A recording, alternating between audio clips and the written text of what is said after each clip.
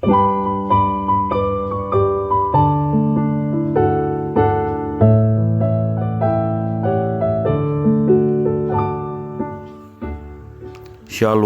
salam sejahtera bagi Bapak Ibu Saudara-saudara, anak-anak yang dikasihi oleh Tuhan Yesus Kristus.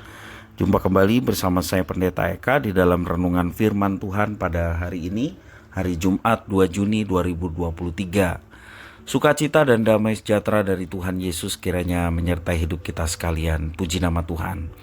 Sampai pada pembacaan firman Tuhan hari ini, yakni kitab Nabi Zakaria pasal yang ke-6. Kiranya firman Tuhan memberkati kita sekalian. Baik Bapak Ibu Saudara-saudara, anak-anak yang dikasihi oleh Tuhan, sebelum kita akan merenungkan bagian firman Tuhan hari ini, mari kita akan berdoa. Tuhan Allah Bapa di surga, di dalam nama Tuhan Yesus, kami datang padamu mengucapkan syukur dan terima kasih untuk hari ini. Tuhan memberkati kami dengan kehidupan, juga pemeliharaan kasih Tuhan yang sungguh nyata kami alami. Biarlah semua itu membawa kami untuk hidup dalam ketaatan. Karena itu kami mau terus belajar firman Tuhan di setiap kesempatan. Juga kali ini kami mohon biarlah Tuhan memberkati kami dengan hikmat, pengertian, kemampuan untuk dapat memahami. Sehingga melalui pemahaman yang Tuhan berikan kami dapat menerapkannya dalam hidup kami. Terima kasih Bapa, inilah diri kami sedia untuk belajar firman Tuhan. Demi nama Tuhan Yesus kami berdoa. Haleluya. Amin. Bapak Ibu Saudara-saudara, saya akan membacakan di dalam Zakaria pasal 6 ayat 1-8. Demikianlah firman Tuhan.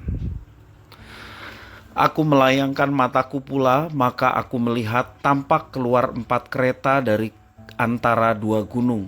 Adapun gunung-gunung itu adalah gunung-gunung tembaga. Kereta pertama ditarik oleh kuda merah, kereta kedua oleh kuda hitam, kereta ketiga oleh kuda putih, dan kereta keempat oleh kuda yang berbelang-belang dan berloreng-loreng. Berbicaralah aku kepada malaikat yang berbicara dengan aku itu. Apakah arti semuanya ini, Tuanku? Berbicaralah malaikat itu kepadaku. Semuanya ini keluar ke arah keempat mata angin, sesudah mereka menghadap kepada Tuhan seluruh bumi. Yang ditarik oleh kuda hitam itu keluar ke tanah utara, yang putih itu keluar ke arah barat, yang berbelang-belang itu keluar ke tanah selatan, dan yang merah itu keluar gelisah untuk pergi, hendak menjelajahi bumi. Lalu berkatalah ia, pergilah, jelajahilah bumi, maka mereka menjelajahi bumi. Kemudian berteriaklah ia kepadaku, lihat, mereka yang keluar ke tanah utara itu akan menentramkan rohku di tanah utara.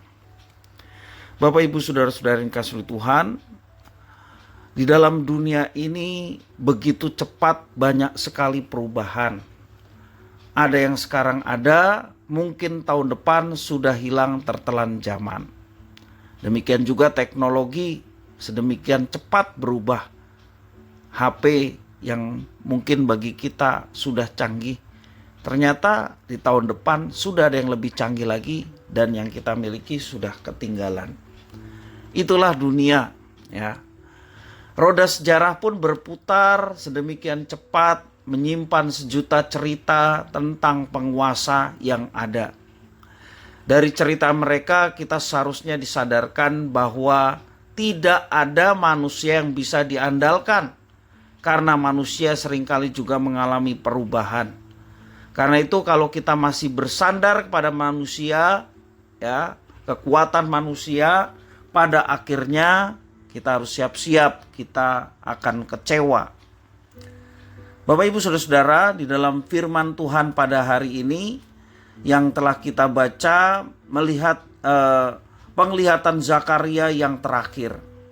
Malaikat Tuhan menyingkapkan tentang kebesaran kuasa Tuhan yang dilukiskan dengan kereta yang ditarik oleh kuda. Mereka keluar dari 2 gunung tembaga. Gunung tembaga ini sebagai simbol gerbangnya surga. Kereta pertama ditarik oleh kuda merah, sementara kereta kedua ditarik oleh kuda hitam. Kereta ketiga oleh kuda putih dan kereta keempat oleh kuda berbelang-belang atau berloreng. ya. Kereta yang ditarik kuda hitam menuju tanah utara, kereta yang berkuda putih menuju arah barat, dan kereta yang berkuda belang-belang ke tanah selatan. Sementara itu kereta yang berkuda merah keluar dan tampak sangat gelisah untuk pergi. Akan tetapi pada akhirnya ia pergi juga menjelajah bumi. Kita perhatikan di sini hanya kereta hitam yang menuju tanah utara yang diberi keterangan. Kuasa Tuhan Allah pergi ke sana untuk menenteramkan rohnya. Yehuda melihat kuasa Tuhan Allah bekerja untuk memulangkan mereka kembali. Dan kuasa Tuhan Allah tidak hanya berpusat pada tanah Sinear. Kuasanya bekerja di seluruh belahan bumi. Kemudian hari kuasa Tuhan Allah di dalam Putra Tunggal Yesus Kristus memanggil seluruh manusia untuk datang kepadanya, dan kuasa ini menembus ruang, waktu, dan juga zaman. Nabi Zakaria melihat kuasa Tuhan lewat penglihatan, sedangkan kita masih bisa melihatnya melalui iman percaya kepada Tuhan Yesus, dan kuasanya sangat besar, sangat dahsyat, dan terus bekerja dalam segala zaman. Dimanapun kita berada, kuasanya tetap bekerja. Bapak Ibu, saudara-saudara yang dikasihi oleh Tuhan, jika kita menggantungkan hidup kita pada manusia, itu adalah tindakan yang bodoh, sebab manusia tidak ada yang sempurna. Sepandai-pandainya manusia, sekuat-kuat dia kita andalkan, toh dia manusia yang penuh dengan kelemahan yang memungkinkan membawa kekecewaan. Jadi janganlah bergantung pada manusia. Itu semua tindakan yang bodoh. Seharusnya kita bergantung kepada Tuhan yang Maha Kuasa. Tuhan di dalam Yesus Kristus yang kita kenal. Dia berkuasa atas segala zaman. Dia berkuasa atas hidup manusia. Kepada Dialah kita mau bergantung dan bersandar. Maka Tuhan yang berkuasa, kepadanya kita bergantung, tentunya tidak membawa kita pada kekecewaan.